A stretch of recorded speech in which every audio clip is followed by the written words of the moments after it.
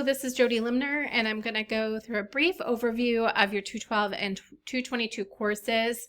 It will be an expectation that prior to coming to your first class, you guys will look over the syllabi for both courses so that you are comfortable and understand what your obligations are for the course, because there is a lot of information in there.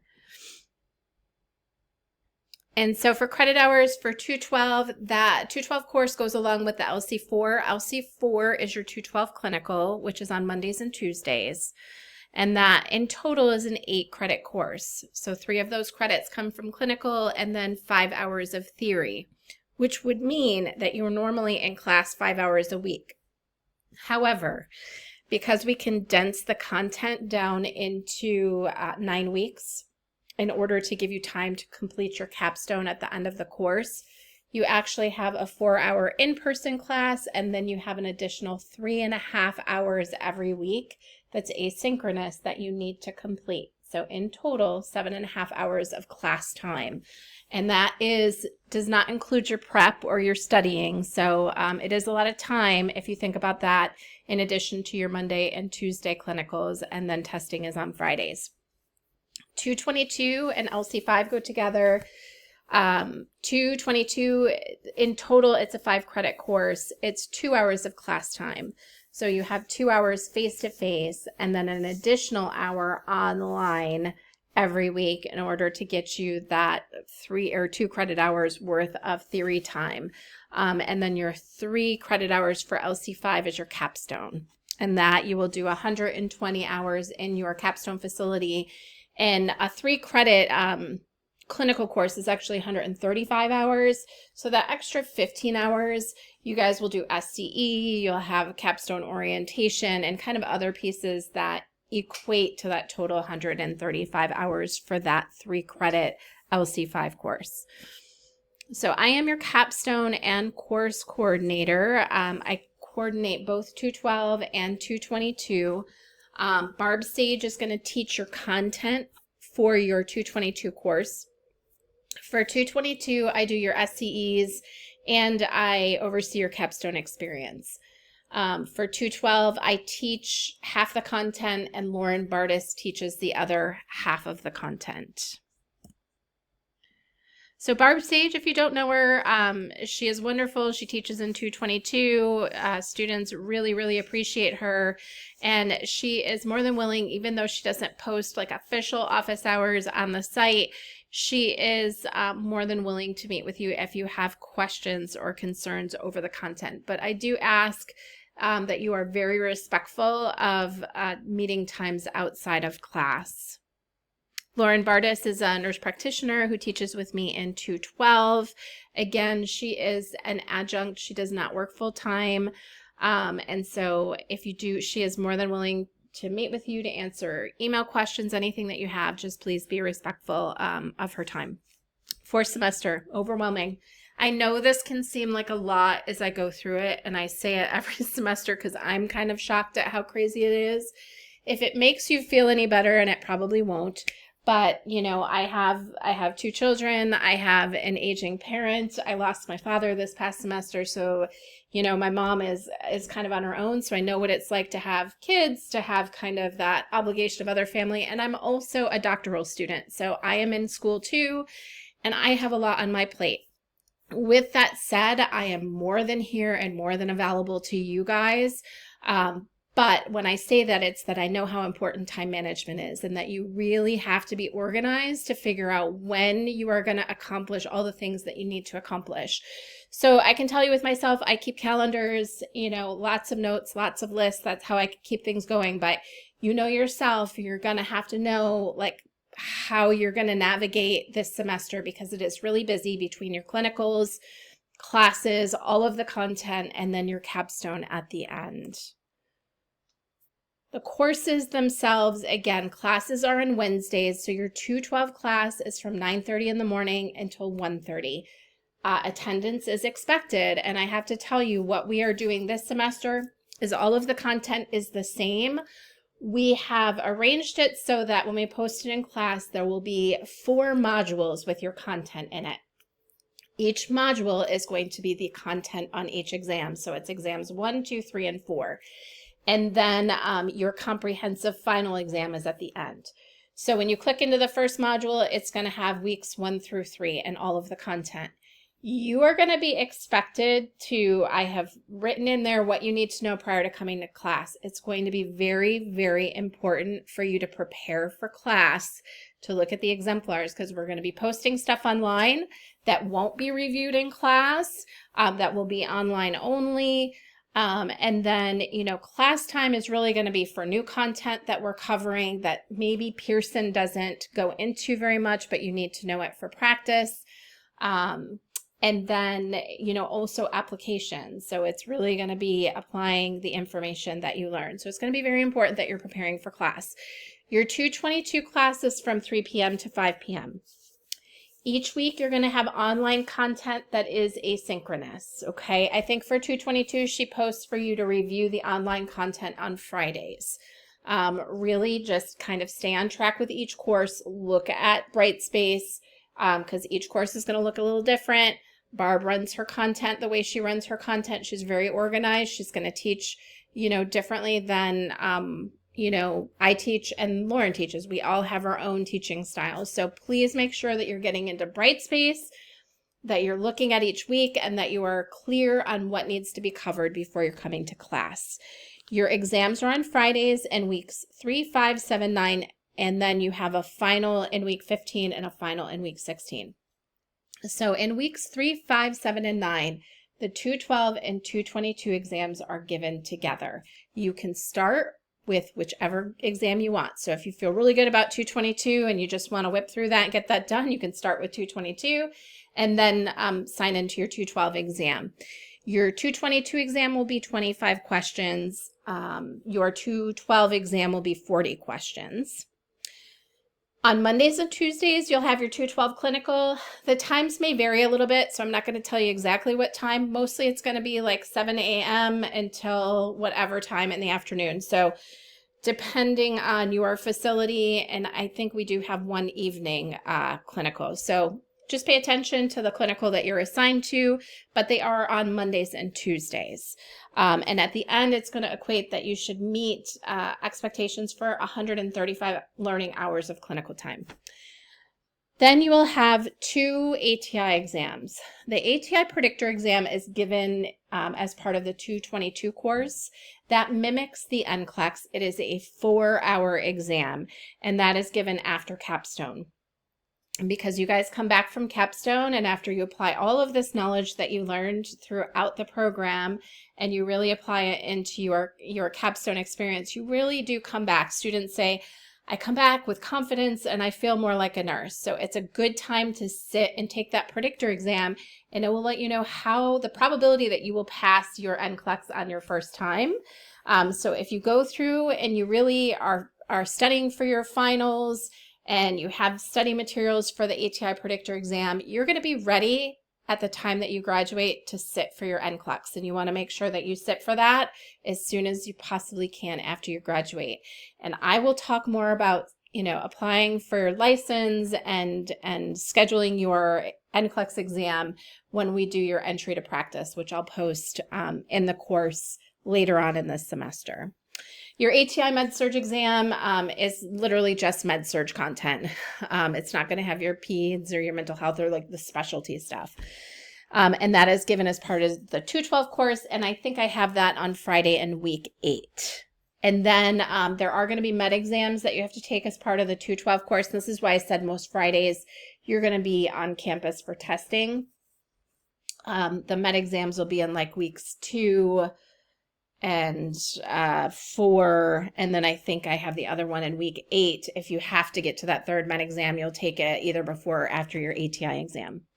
Entry to practice, like I said, I will post more information about that later in the semester. I will do capstone orientation about week 9, so I'm not going to give you all the details about capstone at this point. And then for 222, you have SCEs in week 10. And so we do these simulated clinical experiences to make sure that you're ready and that we feel okay with sending you out to capstone. Because when you go out to capstone, there is no clinical instructor at the site. It is your preceptor who is an employee of that facility that is really overseeing your experience. So we need to make sure that you've passed your 212 clinical, that you can come in and demonstrate professionalism. It doesn't mean that you have to get through the simulated clinical experience perfectly by any means, but that you come in and that you are in your scrubs, you're being professional, and that you really are going through that experience in a professional manner, and that you do have some knowledge and skills to apply. But that does not mean that you can't make mistakes. So I don't want anybody to feel like that much pressure. I will also say that for 212, we are doing some SCE pullouts a few times, between weeks 1 through 9, and that'll be in place of your Monday 212 clinical. So I'm going to do an assignment where everybody comes in once and comes into campus to do an SCE for 212. Okay, and there'll be more information about that in week 1. And then your capstone, again, capstone hours, you do 120 hours in the facility, and then those additional 15 hours to get you to the 135 for a 3-credit clinical course is more with the capstone orientation and the SCEs. So again, every week, face-to-face and online classes. So there's a lot of content, a lot of exemplars that you need to be preparing for. 4 unit exams and a final in each course. The percentage grades are the same for both 212 and 222. So your exams are worth 15%, and then your final in each course is worth 25% of your grade. Your ATI is worth 5% of your grade, and then you have 2 assignments in each course. So for 212, you have 2 care plans, and then in 222, you have a delegation paper and a case study to write when you're in capstone, and those are worth 5%. Together, that equates to your 100%. I know, it's a lot. It's a lot. ATI predictor, again, we talked about this. This mimics the NCLEX exam. With ATI exams, you guys get a level, so a level 1, 2, or 3, where level 3 would be 100% in Brightspace, level 2 would be an 85, level 1 would be a 75, and if you scored below a level 1, it would be a 65 that goes into your course. The ATI comprehensive predictor exam is different. You get a probability score. So you're going to get an individual score, so it's going to tell you how you scored on the exam total. So let's say you got 78% of the questions correct. And then that 78% is going to convert to a probability of, say, 80-some% that you are ready to take your NCLEX right now and pass it. And then it will give you a focused review and basically tell you what you need to study prior to taking your NCLEX. And after the semester, you guys will be given dates for an ATI live review, which is covered under your ATI package, which you purchase. And this is like a $350 course. So it is something worth taking. And if you attend the ATI live review, which is very strongly encouraged because, again, you've paid for it in your ATI package, if you were to fail your exam, like they're so confident in this predictor exam and going over and doing this live review that they feel like you're going to be successful in your NCLEX. But if you're not, they're going to cover kind of some tutoring and follow up with you prior to taking a repeat NCLEX exam. So there'll be more information on that ATI live review posted later in the semester. So yeah, by the end of week 10, you will have all of your content has been learned, right? You've studied it, you've learned it. So by the time you go out into capstone, you have over 4 weeks to get in 120 hours in your capstone facilities. You should also be studying for your final exams and your NCLEX exam, which again, you should take as soon as you possibly can after you graduate. So by the end of week 10, you've learned all the content, you've taken exams 1 through 4, you've done your lab time, which is your SCEs. The SCEs are the lab time. So that, I'm sorry, that I kind of wrote that twice, but you will have done all of that. So really the only things that are left by the time you come back are your capstone, your final exams, and your ATI predictor exam. That's what you'll do after you come back from capstone. So you'll have your final exams for 212 and 222, and your ATI predictor exam, which is part of that 222 course. So just a couple blurbs about capstone, because again, I am going to be going through a capstone more detailed orientation later in the semester. But I will tell you, it takes flexibility and commitment, because I have no idea what your schedule is going to look like. And you're probably not going to get your schedule until a couple weeks before you start. Sometimes it's like a week before you start. It just depends on the facilities. I request and get approvals from the facilities to place you at the facility on a unit. And that has to go through the correct channels through the educator. Okay, because we have to be mindful that these educators are managing capstones at other facilities, clinicals at other facilities, other professions. So, if somebody is, residents, other occupational therapies and physical therapies and all these other people that need to get into the hospital and learn from many different programs. So when you guys come to me and say, I have a friend on this unit, or I know a manager here, like, that's great. You can tell me that. And I can request through the right channels, but generally they are not going to put you with your friend because they don't want to do that. They want somebody who's truly going to evaluate you. So they really don't like that. But I have had students come to me and say, at the University of Rochester, I'd really like to go to the surgical center. And I was able to request that through the right channels. So I'm not telling you guys to come at me with a lot of places to request, because right now I have a lot of places that I can request through that we have contracts at, and that the educators know that we are. But the biggest thing I will say is, every semester I say this, please don't come out with me telling me I want to be with this person on this unit at this facility because this is where I'm going to work. It doesn't work that way. It would be easy on my part if you guys could just find your own capstone experiences, but we have to go through the right channels, because we are at risk of losing our contracts and losing those sites, because I can tell you, ECMC, it's not GCC students. For the most part, they have other people that try to back channel their way into spots, and it really has caused a lot of problems. So that will just be my only blurb on that. The capstone really helps you put the pieces together, really take what you learned throughout the nursing program and apply it in practice. Okay, so again, you'll do 120 hours with a preceptor. You'll have your 2 assignments, and then there's a discussion board. So you will do kind of just a paragraph or 2 reflection of what you did, what you learned, what was your biggest takeaway, and you'll relate it to student learning outcomes. So for example, safe practice environment. You'll do a post about how you maintain a safe practice environment, or what you saw, what you did, what was the key takeaway there, what was the key takeaway for collaboration. And again, I will go into more details about that as we get to your capstone orientation later in the course. And you will get, like I said, capstone orientation. You will have handbooks for you, handbooks for your preceptor, and you're going to have faculty support. So you'll have a GCC person that you can contact if you need anything. You cannot, I will just, emphasize that again, you cannot set up your own capstone experience. It has to go through the right channel. Patience is needed. You could be working days, you could be working nights, you could be working day nights, you could be working evenings, you could be working weekends. This is where you have to start looking at that block of time. Your capstone dates, you can start on April 4th, and you have it until the 5th of April. So it's 4/4 to 5/4, or 5/5. I'm sorry, April 4th to May 5th. So 4/4 to 5/5. You have over 4 weeks to get in 120 hours.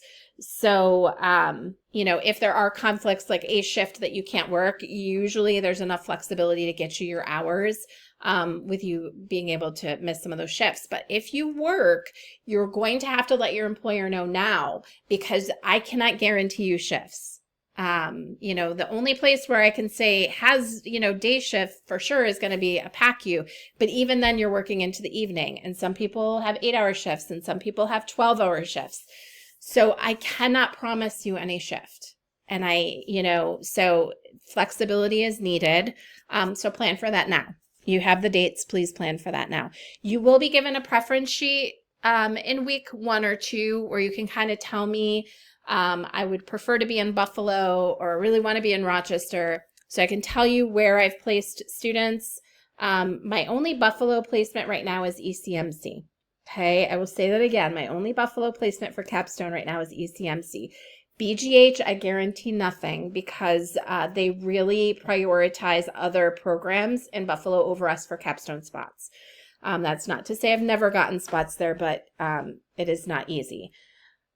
I have Warsaw. I have UMMC in Batavia. And then I have in Rochester, Highland, Golisano's Children's Center will maybe give me one or two spots.